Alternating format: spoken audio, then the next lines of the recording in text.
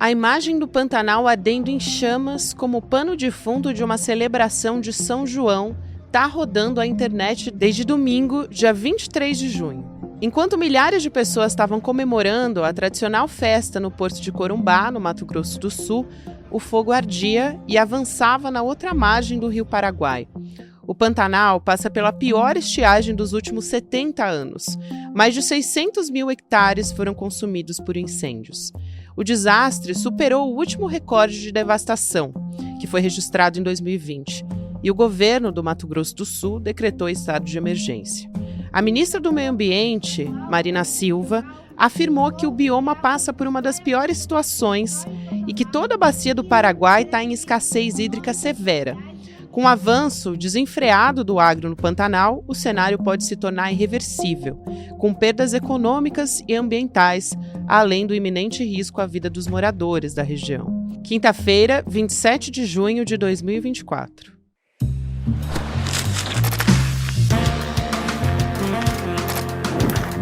Olá, seja muito bem-vindo, seja muito bem-vinda. Eu sou a Gabriela Varela.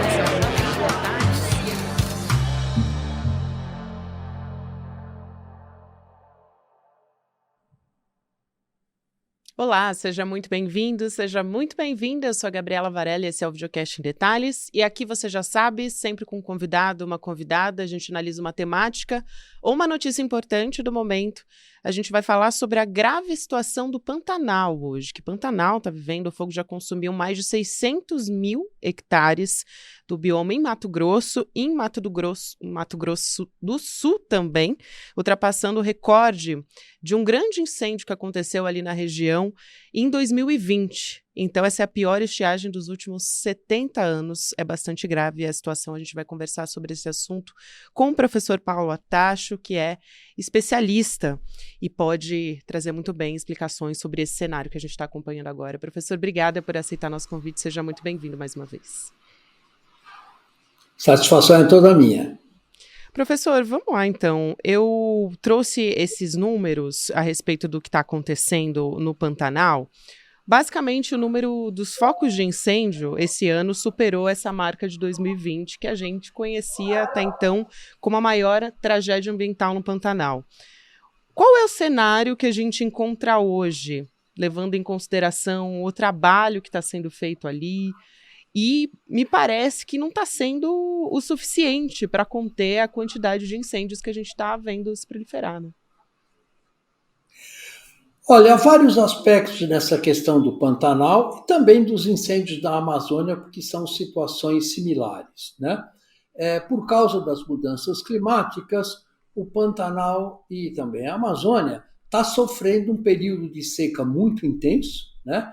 As chuvas que acabaram caindo no Rio Grande do Sul e que poderiam ter sido melhor distribuídas por todo o sul do país, por causa de um centro de alta pressão que ficou sobre o estado de São Paulo e Mato Grosso do Sul, basicamente estacionaram essas chuvas no Rio Grande do Sul. E com isso nós tivemos essas enchentes realmente que foram catastróficas para o estado do Rio Grande do Sul. Por outro lado, o estado de São Paulo e o estado do Mato Grosso basicamente tiveram secas muito intensas e que agora nós estamos vendo um crescimento enorme de incêndios criminosos, porque nenhum desses incêndios tem autorização do IBAMA para serem realizados e que estão destruindo de novo uma parte muito significativa do bioma do Pantanal. E aí a gente tem, por exemplo, dados do INPE, né, sendo divulgados. O professor Carlos Nobre, né, pesquisador também sobre esse assunto, ele mediu 50 descargas elétricas, o INPE, e isso foi destacado pelo Carlos Nobre, né, lá no Pantanal, isso na primeira quinzena do mês de junho. Então, ele alerta para que isso seja ação humana. E aí, quando a gente fala de ação humana, a gente se preocupa para que isso seja um ato criminoso, né, professor? Eu queria que o senhor falasse um pouco a respeito disso, já que os incêndios, 95% desses incêndios também, destaca o professor Carlos Nobre, são decorrentes de pessoas que estão atuando por ali. Sim, sem dúvida nenhuma. É a mesma situação de que na Amazônia. Quer dizer, raramente ocorrem incêndios naturais no Pantanal. É um ecossistema, obviamente, muito úmido, né? São áreas inundadas em geral, e parte do ecossistema do Pantanal são propriedades privadas, e os dados que o INPE mostra apontam que 90% destes focos de incêndio detectados nos últimos dias são em propriedades particulares. Então, basicamente, são incêndios criminosos, são atividades criminosas que têm que ser combatido pelo Estado brasileiro. Então, o que a gente precisa é efetivamente cobrar do Ministério da Justiça que efetivamente identifique esses focos de incêndio. E isso hoje é muito, muito fácil. Temos ferramentas do INPE que podem ter precisões de até 5 metros na identificação de focos de incêndio. Portanto, a gente sabe em que propriedade, em que CPF, em que CNPJ esses incêndios estão sendo realizados. Portanto, a intimação desses criminosos pode ser muito, muito fácil se o sistema judiciário brasileiro quiser encontrar os culpados e punir esses culpados. E eu acho que isso tem que ser feito da maneira mais rigorosa possível, porque se tratam de ações criminosas que não devem ser tolerados pela sociedade brasileira. Sem dúvida, professor. E aí eu pergunto, um passo anterior a isso, como é que a gente chegou até aqui?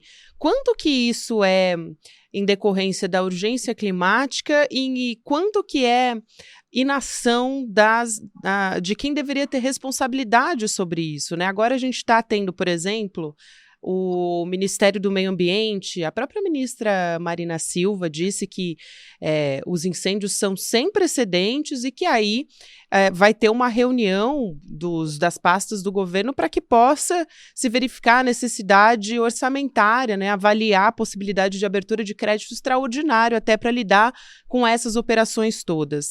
E me parece que essa agora está sendo uma ação emergencial, claro, como precisa acontecer, mas faltou que fosse feito algo. Como é que a gente chegou nesse cenário?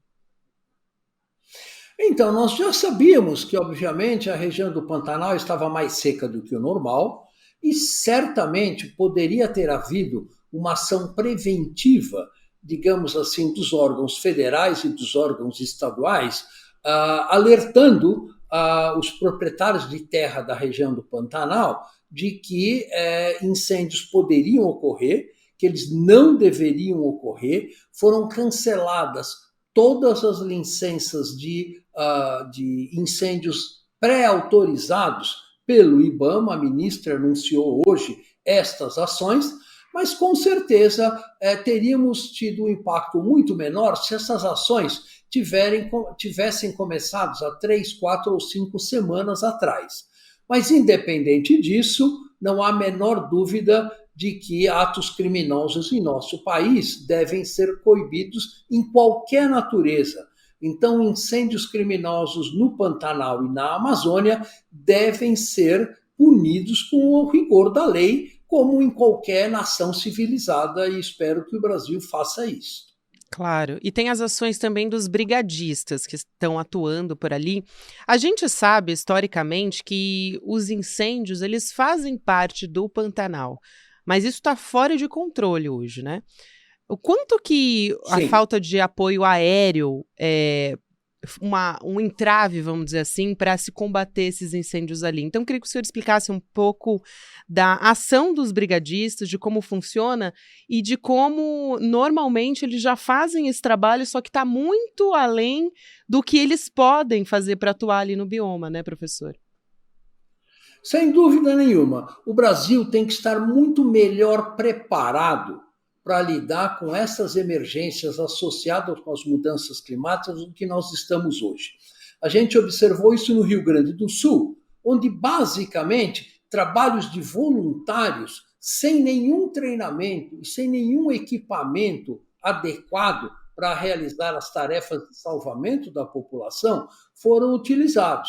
Quer dizer, o Brasil é a nona ou oitava economia do planeta e tem que fazer isso de uma maneira mais profissional. Então, nós precisamos reforçar as defesas civis de todos os municípios do país, porque não sabemos em que município emergências climáticas como esses incêndios ou a inundação ou as inundações do Rio Grande do Sul vão ocorrer no futuro.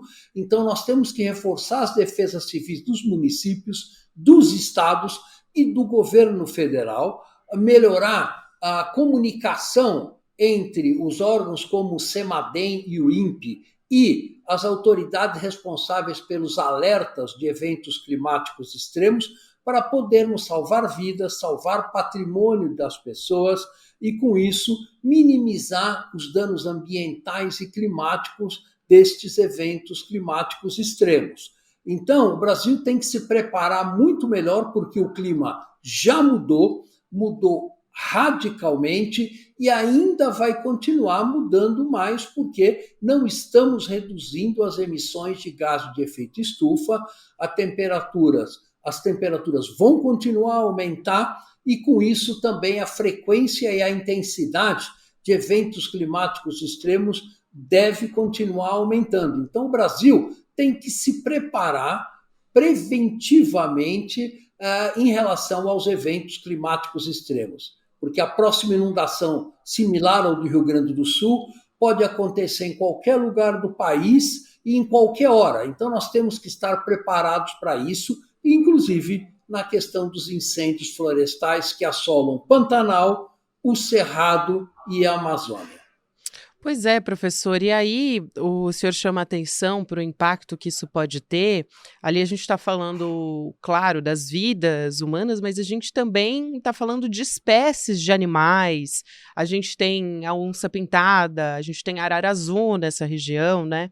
Que são animais muito importantes para a nossa diversidade, para a nossa biodiversidade brasileira. E milhares de espécies de plantas ali que são incontáveis, né? O quanto que a nossa biodiversidade está ameaçada pelo avanço desses incêndios, porque a gente já teve até agora, levando em consideração, para as pessoas terem ali uma base de comparação, o que o fogo já consumiu em termos de área, é 2 vezes maior que a cidade de São Paulo nesse ano. Isso só em Mato Grosso do Sul, tá? Então, só para a gente ter uma ideia do quanto isso é grave, né? Da área atingida pelo fogo. Os prejuízos ambientais, ecológicos e econômicos são enormes desse tipo de evento, né? Quer dizer, nos últimos incêndios no Pantanal, certamente o Brasil perdeu milhares de espécies animais, né? Nós vimos fotografias absolutamente incríveis de jacarés, macacos, pássaros, todos absolutamente queimados por essas ações criminosas, né? E, além disso, temos o prejuízo econômico, porque como a vegetação está muito seca, se um agricultor ou um fazendeiro queima uma determinada região, ele não consegue garantir que o fogo seja confinado naquela região. Por isso é que o IBAMA e o Ministério do Meio Ambiente proibiram taxativamente qualquer incêndio.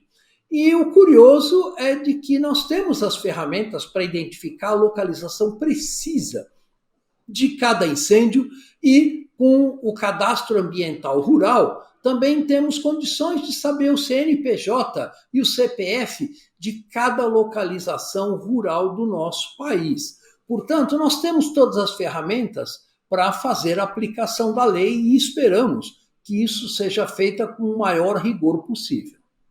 E quando a gente fala das ações, vamos dizer assim, comuns para essa época e dos incêndios que normalmente acontecem, como é que eles acontecem, professor? Porque eu acho que é difícil para as pessoas compreenderem o que é uma ação criminosa e o que é uma ação comum que acontece normalmente ali quando a gente fala dos incêndios do Pantanal nessa época, principalmente.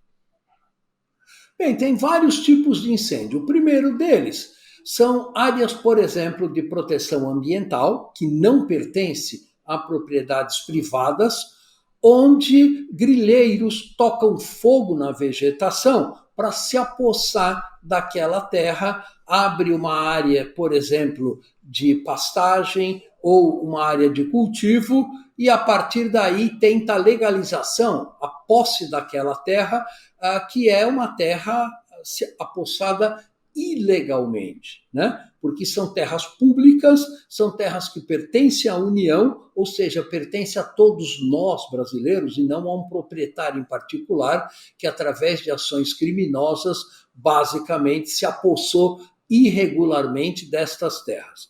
Esse é um primeiro tipo de incêndio. O segundo tipo de incêndio são incêndios que a gente chama de manutenção de áreas de pastagem, né?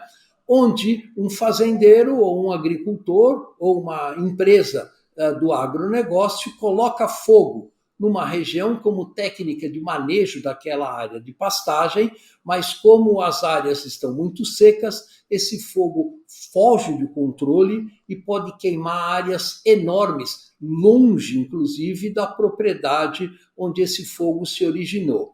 Então, para evitar essas duas ações, é que o IBAMA decretou a imediata proibição de todos os incêndios até o final do ano na região do Pantanal e esperamos que faça isso também na região amazônica, porque estamos tendo a maior seca da Amazônia das últimas décadas, também em 2024, como tivemos uma seca forte em 2023, como resultado das mudanças climáticas globais. Pois é, professor, eu também, era uma das perguntas que eu queria te fazer justamente, é como a Amazônia também está sendo afetada.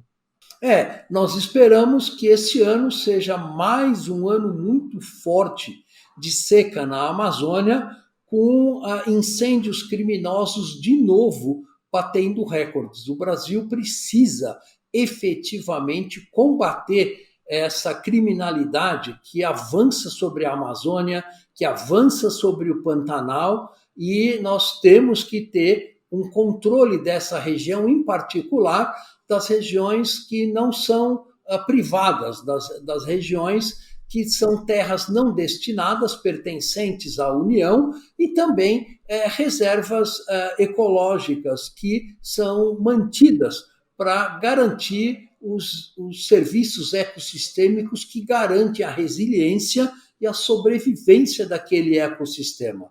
O governo brasileiro, com certeza, precisa ter ações mais agressivas, ações que façam com que a lei seja cumprida em nosso país, em particular nas regiões rurais do nosso país, em particular na Amazônia.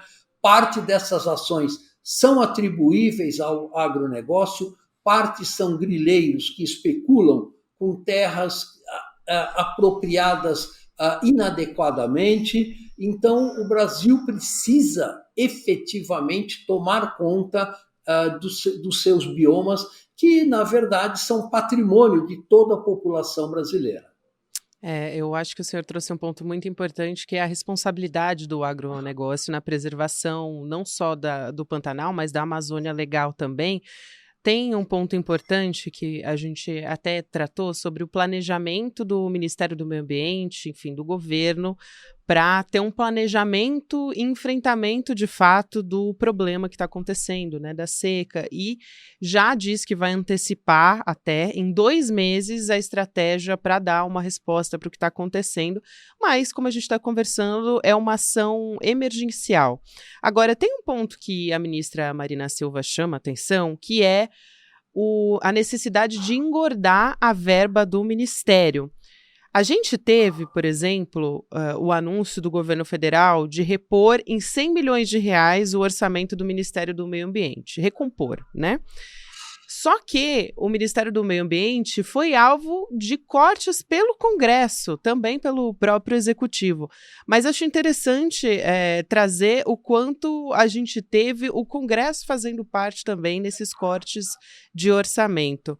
Falta, professor, que a gente tenha uma ação. Como é que a gente consegue conciliar, né? Porque a gente tem falado aqui muito no ICER Notícias sobre a conciliação, né, e a dificuldade de fazer um governo que esteja atento para questões do meio ambiente, por exemplo, que é um ponto caro ali para um governo progressista, inclusive.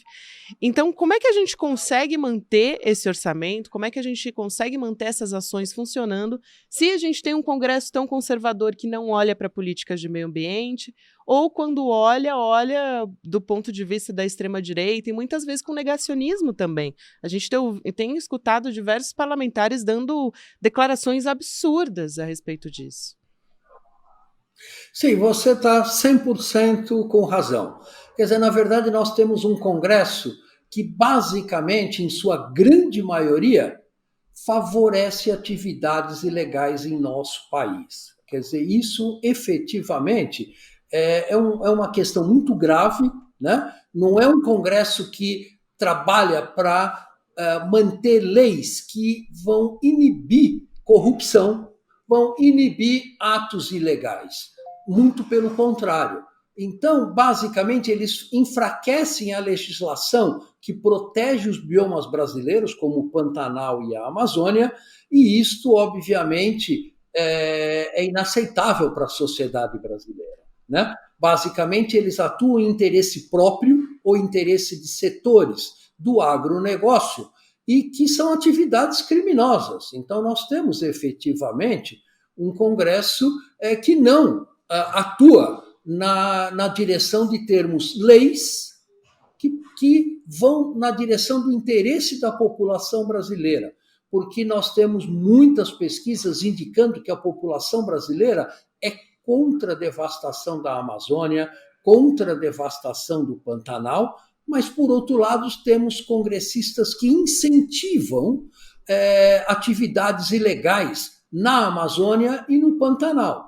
Então, certamente, isso tem que ser revertido, né? Nós temos, como você mencionou, uma certa tensão entre um governo que quer trabalhar por aumentar o orçamento do Ministério do Meio Ambiente, isso é muito necessário, enquanto temos um Congresso que favorece atividades ilegais, favorece o crime organizado. E eu acho que essa tensão tem que tem que ser resolvida no lado do interesse da população brasileira, que quer ver a lei ser cumprida, que quer ver, basicamente, a proteção dos nossos biomas e que vai contrário aos interesses da maior parte do Congresso brasileiro hoje, infelizmente.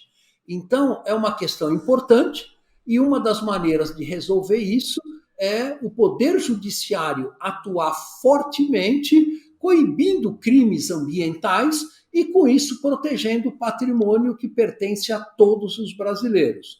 Então, esperamos que o Congresso brasileiro comece a legislar não em interesses de grupos econômicos particulares ou do seu próprio interesse econômico, mas sim possa estruturar leis que sejam do interesse da população brasileira e que vão de acordo com a legislação ambiental brasileira. Professor, para a gente fechar, a gente tem ações de prevenção que são importantíssimas, mas eu te pergunto também quanto tempo a gente vai demorar para recuperar o que está acontecendo agora? Porque a gente teve, por exemplo, em 2020, foi sem precedentes e ainda não existia uma recuperação. O Pantanal ele foi o bioma que mais sofreu com incêndios nos últimos anos, né? Até a gente tem um dado de que em 4 décadas os incêndios atingiram quase 60% do bioma. A gente vai conseguir recuperar isso? E a outra pergunta que eu te faço é sobre o deslocamento da região. A depender do avanço dos incêndios no Pantanal, a gente pode observar deslocamentos? Veja, a primeira parte da tua pergunta é: os ecossistemas podem se recuperar, essa recuperação é lenta, pode demorar algumas décadas, não é 1 ano ou 2 anos, que você consegue recuperar a fauna e a flora de um ecossistema complexo como o Pantanal ou a Amazônia, né? Então, isso demora décadas. Agora, se você tem incêndios recorrentes, um no ano 2000, o outro no ano 2024, os danos desse segundo incêndio que ocorreu antes do primeiro incêndio conseguir ser, digamos assim, recuperado pelo ecossistema, é muito maior. Portanto, o que a gente precisa é efetivamente estar pronto para agir em qualquer circunstância de clima mais seco, por exemplo, né? E agir preventivamente, fazer campanhas de esclarecimento da população, colocar a Polícia Federal e o Exército para coibir esses incêndios criminosos, tanto na Amazônia quanto no Pantanal. Isso é fundamental para que a gente possa, daqui a algumas décadas, ter alguma coisa que a gente possa chamar de ecossistema do Pantanal ou ecossistema amazônico, porque eles estão sendo destruídos a uma razão muito alta e estão sendo destruídos muito mais rapidamente do que a possibilidade de recuperação ecológica desses ambientes. Portanto, nós precisamos de um reforço de caixa imediato e muito forte. Não são 100 milhões de reais que vai resolver uma situação tão ampla quanto essa no Pantanal. Nós precisamos de 2, 3, 4 bilhões de reais, recuperar o Previfogo do IBAMA, que é o organismo responsável pela prevenção de incêndios florestais, para que incêndios desse tipo e tragédias ambientais tenham um impacto muito menor nos ecossistemas brasileiros. E este recurso existe, só que ele é direcionado para outras atividades pelo Congresso, por exemplo, para a especulação financeira ou, por exemplo, para o agronegócio. Quer dizer, eu acho que é muito importante que haja uma rediscussão nacional sobre a alocação de recursos para a proteção ambiental do nosso país e para que a gente possa dizer que o Brasil vai ter um futuro com uma Amazônia e um Pantanal saudáveis. Esperamos que essa situação seja revertida o mais rápido possível e isso exige a ação do governo executivo, do poder judiciário e também do Congresso. Professor Paulo Artacho, quero muito agradecer a sua presença aqui. O professor Paulo Artacho é professor da USP, membro do IPCC, que é o painel das Nações Unidas, o painel intergovernamental sobre mudanças climáticas. Um prazer receber o senhor aqui. Obrigada pelos esclarecimentos. A gente vai continuar acompanhando. Obrigado a vocês, é sempre ótimo conversar com vocês, gente. Até mais. Lembrando que essa semana a gente está divulgando uma aula importante sobre tecnologia aqui no ICL, então a gente vai ter uma aula no dia 7 de julho, que se chama Apocalipse Tecnológico, as estratégias de manipulação que viciaram o mundo e enriqueceram as empresas de tecnologia, que é uma aula gratuita aqui do ICL com Adam Alter, que é um dos maiores especialistas em relações humanas e tecnologia. Quem vai conversar com ele é o Eduardo Moreira, e aí a gente vai trazer diversos dados sobre a nossa dependência tecnológica, como a tecnologia influencia no nosso comportamento humano, nas nossas emoções, e como que você pode usar a tecnologia, então, a seu favor e criar laços positivos, mais profundos com as pessoas. Essa aula vai acontecer no dia 7 de julho, então vai ser um domingo às 8 horas da noite, você pode fazer a sua inscrição, eu sempre recomendo que você faça pelo indetalhesicl.com.br, porque aí você está fortalecendo. Se você gosta de ouvir as entrevistas aqui, então faz a sua inscrição para participar das aulas do ICL por meio do nosso link, que é o indetalhesicl.com.br. Obrigada a você que me acompanhou até aqui. Lembrando, a gente está de volta a partir das 10h30 da manhã no YouTube, depois do ICL Notícias primeira edição, depois tem toda a nossa programação, Mercado e Investimentos, Rolê ICL. Aí à noite tem ICL Notícias segunda edição, 6 horas da noite. E para você que prefere nos acompanhar nas plataformas de áudio, você pode nos ouvir em qualquer momento do seu dia, na sua plataforma, no seu aplicativo de preferência. Obrigada e até amanhã. Adam Alter foi eleito o melhor professor da New York University, uma das melhores universidades americanas. Ele foi eleito um dos 40 mais importantes professores de negócios do mundo. Ele escreveu o livro Irresistible, que ficou em primeiro lugar na lista de mais vendidos durante muito tempo. E ele vai dar uma aula aberta e gratuita para a comunidade do ICL. Para você se inscrever nessa aula, um dos maiores professores do mundo, e entender o apocalipse tecnológico que está influenciando milhões de vidas e enriquecendo algumas empresas, você tem que clicar no link que está junto com esse vídeo e se inscrever nessa aula. Não perca! Uma das aulas mais importantes que o ICL já trouxe até hoje para você. A chance de estudar com um dos melhores professores do mundo. 7 de julho, domingo, às 8 horas da noite, a gente se vê.